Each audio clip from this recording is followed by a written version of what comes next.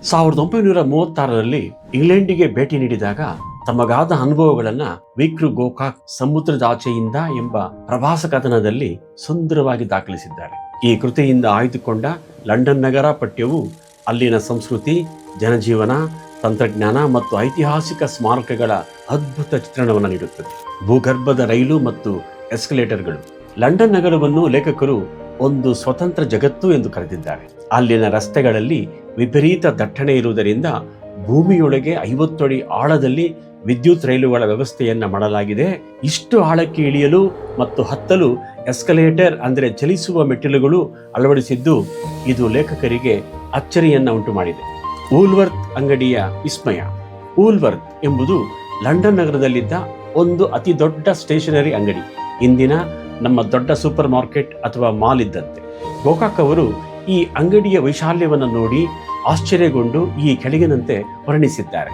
ಇದು ಮಹಾಕೋಶ ಅಥವಾ ಎನ್ಸೈಕ್ಲೋಪೀಡಿಯಾದಲ್ಲಿ ಪ್ರಪಂಚದ ಎಲ್ಲಾ ವಿಚಾರಗಳ ಮಾಹಿತಿಯು ಹೇಗೆ ಲಭ್ಯವಿರುತ್ತದೆಯೋ ಹಾಗೆಯೇ ಈ ವೂಲ್ವರ್ತ್ ಅಂಗಡಿಯಲ್ಲಿ ಮನುಷ್ಯನಿಗೆ ಬೇಕಾದ ಪ್ರತಿಯೊಂದು ವಸ್ತುಗಳು ಸಿಗುತ್ತಿದ್ದುವು. ಅಲ್ಲಿನ ವಿವಿಧ ವಿಭಾಗಗಳು ನಿರ್ಮಿಸಿದ ರೀತಿಯೂ ಅದ್ಭುತವಾಗಿತ್ತು. ಪೆನ್ನಿ ಅಂದರೆ ಇಂಗ್ಲೆಂಡಿನ ನಾಣ್ಯ, ನಮ್ಮಲ್ಲಿ ಪೈಸೆ ಇದ್ದಂತೆ. ಈ ಬೃಹತ್ ಅಂಗಡಿಯಲ್ಲಿನ ವಸ್ತುಗಳ ಬೆಲೆ ಕೇವಲ 1 ಪೆನ್ನಿಯಿಂದ ಆರಂಭವಾಗಿ ಗರಿಷ್ಠ 6 ಪೆನ್ನಿಯಷ್ಟು ಇರುತ್ತಿತ್ತು. ಅಂದರೆ ಅತ್ಯಂತ ಕಡಿಮೆ ಬೆಲೆಗೆ ಅಲ್ಲಿ ಎಲ್ಲವೂ ಲಭ್ಯವಿತ್ತು. ಲೇಖಕರಿಗೆ ಅಚ್ಚರಿಯಾದ ಮತ್ತೊಂದು ವಿಷಯವೆಂದರೆ ಈ ಅಂಗಡಿಯಲ್ಲಿ ನಮ್ಮ ದಿನನಿತ್ಯದ ಬಳಕೆಯ ವಸ್ತುಗಳಾದ ಬೂಟು, ಸಾಬೂನು, ಔಷಧಿ, ಪುಸ್ತಕ, ಅಡಿಗೆ ಪಾತ್ರೆಗಳು ಸಿಗುವುದರ ಜೊತೆಗೆ ವಿಚಿತ್ರವೆನಿಸುವ ಕಾಡಿನ ಹೂವುಗಳು ಹಾಗೂ ಯುದ್ಧಕ್ಕೆ ಬಳಸುವ ಸಾಮಗ್ರಿಗಳು ಕೂಡ ಅಲ್ಲಿ ಮಾರಲ್ಪಡುತ್ತಿದ್ದವು.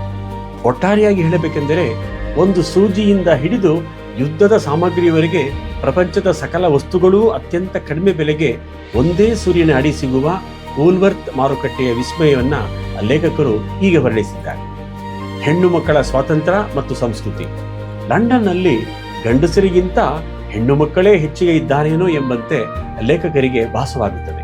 ಅಲ್ಲಿನ ಎಲ್ಲಾ ಅಂಗಡಿಗಳಲ್ಲಿ ಸಾಮಾನ್ಯವಾಗಿ ಸ್ತ್ರೀಯರೇ ಕೆಲಸ ಮಾಡುವುದನ್ನ ಅವರು ಗಮನಿಸಿದ್ದಾರೆ.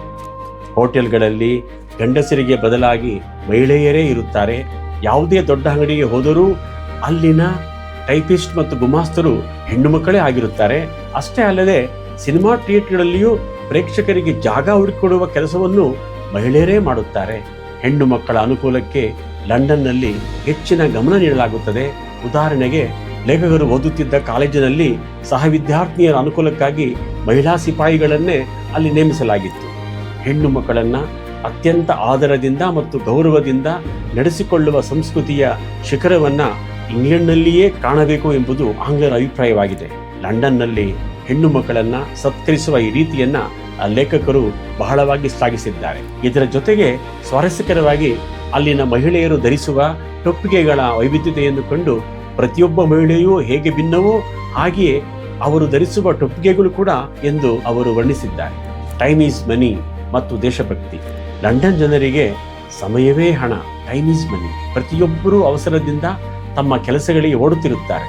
ಅಲ್ಲಿನ ಬೀದಿಗಳ ಮೂಲೆ ಮೂಲೆಗಳಲ್ಲಿ ನೆಲ್ಸನ್, ವೆಲ್ಲಿಂಗ್ಟನ್ ನಂತಹ ಇತಿಹಾಸ ಪ್ರಸಿದ್ಧ ಪುರುಷರ ಹಾಗೂ ಯೋಧರ ಶಿಲಾಮೂರ್ತಿಗಳಿವೆ. ಇವು ಅಲ್ಲಿನ ಪ್ರಜೆಗಳಿಗೆ ನಿಮ್ಮ ದೇಶದ ಗೌರವವನ್ನ ಕಾಯಿರಿ ಎಂದು ಸದಾ ಸ್ಫೂರ್ತಿ ನೀಡುವಂತಿವೆ.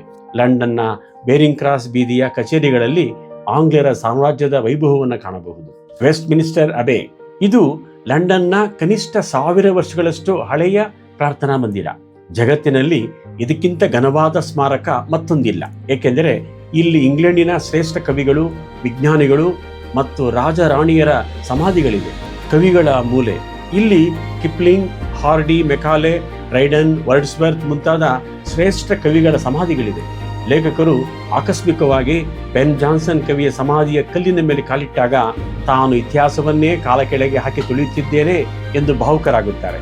ವಿಜ್ಞಾನಿಗಳು ಮತ್ತು ರಾಜರ ಸಮಾಧಿ. ಕವಿಗಳಲ್ಲದೆ ನ್ಯೂಟನ್, ಡಾರ್ವಿನ್, ಅರ್ಷೆಲ್ ಮುಂತಾದ ವಿಜ್ಞಾನಿಗಳ ಗೌರಿಗಳೂ ಇಲ್ಲಿವೆ. ರಾಜ ಮಂದಿರದಲ್ಲಿ ರಿಚರ್ಡ್, 2ನೇ ಎಡ್ವರ್ಡ್, ರಾಣಿ ಎಲಿಜಬೆತ್ ಮುಂತಾದವರ ಸಮಾಧಿಗಳನ್ನು ನೋಡಬಹುದು. Stone of Scone. ಇದು 3ನೇ ಎಡ್ವರ್ಡ್ ಸ್ಕಾಟ್ಲ್ಯಾಂಡ್ನಿಂದ ತಂದಿದ್ದ ಐತಿಹಾಸಿಕ ಕಲ್ಲು ಪಾಟಿ. ಬ್ರಿಟಿಷ್ ಸಾಮ್ರಾಟರ ಪಟ್ಟಾಭಿಷೇಕವು ಇದೇ ಸಿಂಹಾಸನದ ಕಲ್ಲಿನ ಮೇಲೆಯೇ ನಡೆಯುತ್ತದೆ ಎಂಬುದು ಮತ್ತೊಂದು ವಿಶೇಷ. ಗೋಕಾಕ್ ಅವರು ಕೇವಲ ಲಂಡನ್ನ ಭೌತಿಕ ಸೌಂದರ್ಯವನ್ನು ವರ್ಣಿಸದೆ ಅಲ್ಲಿನ ಜನರ ಶಿಸ್ತು, ಸ್ಮಾರಕಗಳನ್ನು ಕಾಯ್ದುಕೊಂಡಿರುವ ರೀತಿ ಹಾಗೂ ಸಾಹಿತಿ ವಿಜ್ಞಾನಿಗಳಿಗೆ ಅವರು ಕೊಡುವ ಗೌರವವನ್ನು ಅದ್ಭುತವಾಗಿ ವಿಶ್ಲೇಷಣೆ ಮಾಡಿದ್ದಾರೆ. ಕೊನೆಯಲ್ಲಿ ಫ್ರಾನ್ಸಿಸ್ ಬೇಕನ್ ಹೇಳಿದ ಪ್ರವಾಸವು ಶಿಕ್ಷಣದ ಒಂದು ಭಾಗ ಮತ್ತು ಶೇಕ್ಸ್ಪಿಯರ್ ಹೇಳಿದ ಮನೆ ಹಿಡಿದು ಕೂತವನ ಬುದ್ಧಿ ಮನೆಯ ಮಟ್ಟದ್ದೇ ಎಂಬ ವಾಕ್ಯಗಳನ್ನು ಉಲ್ಲೇಖಿಸುತ್ತಾ ಪ್ರವಾಸವು ಮನುಷ್ಯನ ದೃಷ್ಟಿಕೋನವನ್ನು ಎಷ್ಟು ವಿಶಾಲವಾಗಿಸುತ್ತದೆ ಎಂಬುದನ್ನು ಅತ್ಯಂತ ಮಾರ್ಮಿಕವಾಗಿ ವಿ ಕೃ ಗೋಕಾಕ್ ಅವರು ಈ ಲೇಖನದಲ್ಲಿ ನಿರೂಪಿಸಿದ್ದಾರೆ.